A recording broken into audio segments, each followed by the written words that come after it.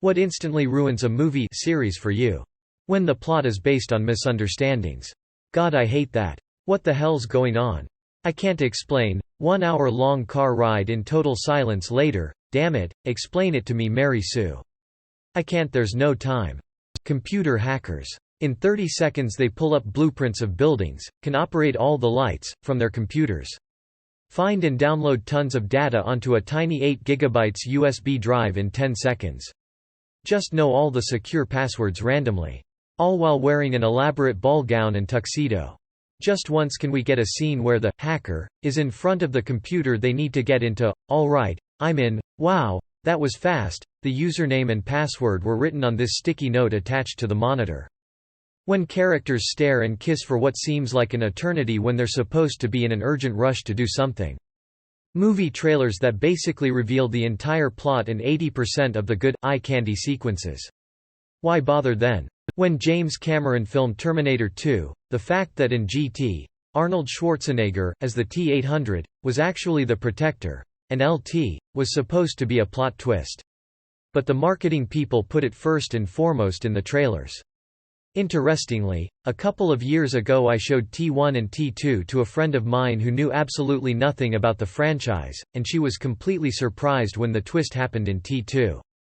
When someone doesn't do the obvious logical thing. Blatant product placement. It works in certain situations, but when it's in your face, or overdone, it's distracting. Count the logos in Man of Steel or that shiny new Hyundai Tucson in The Walking Dead that never gets guts on it or dust on it for a couple of seasons. Characters acting out of character, being morons just to make the plot work. Immediately makes me see them as puppets for storytelling rather than people, and I stop caring about them. You know how high school movies are very stereotypical. That and the awkward silence and eye contact between the characters.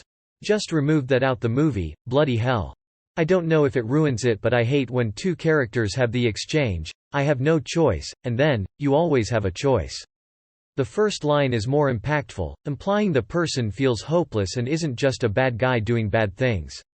The second line just sounds like some cheesy motivational shit you'd see on a poster. 30-something high school students. When there's too much audio fluctuation. Like you can't hear a word they're saying in a dialogue, then cut to an action scene and volume is so high the neighbors think there's a shootout at your house. When, at least on the surface, the story does not make sense within the frame of its own narrative. For example, in Star Wars we accept that lightsabers and blasters are real weapons that work. They may not in real life, but they do make sense within the story it's in. Star Wars presents a world in which we can accept that these are things that don't need to be explained.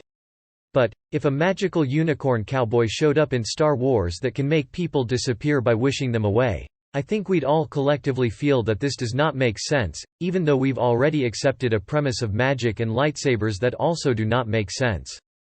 Difference being that one fits into the premise and the logic of the world. What I take issue with is therefore when a story has elements that do not make sense even when accounting for the world it is set in. Or at least, they don't bother explaining them.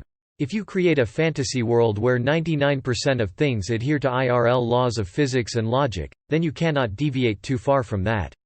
An example of this would be sci-fi fantasy stories where humanity has devolved into a medieval society and are using projectile weapons again and have become primitive. Yet, somehow, space travel still exists and these primitive medieval human cultures are operating spaceships, while fighting with crossbows, ballistas and spears. I feel that this is such a huge problem that a story like that needs to address it. I don't feel that this is something you can explain away with suspension of disbelief.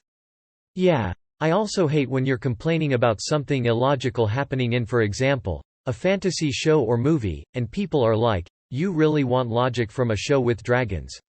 Yes, I do. Just because it has dragons doesn't mean that it doesn't need logic. To hitch onto this, I'm not a fan of the constant hypersexualization of teenagers. 99% of teen dramas could be set in a university.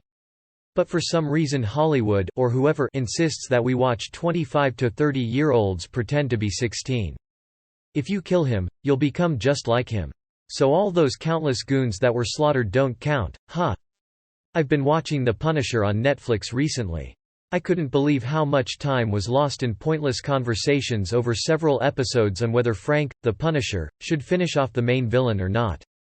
But if you kill him, it's murder, you'll be just like him. Bitch.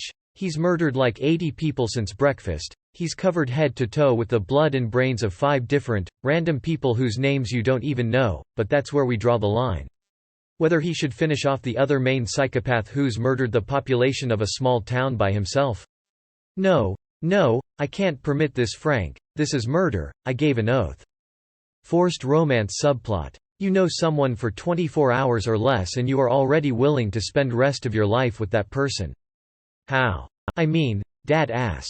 When characters become caricatures of what made them great in the beginning. Prime example is Joey on Friends.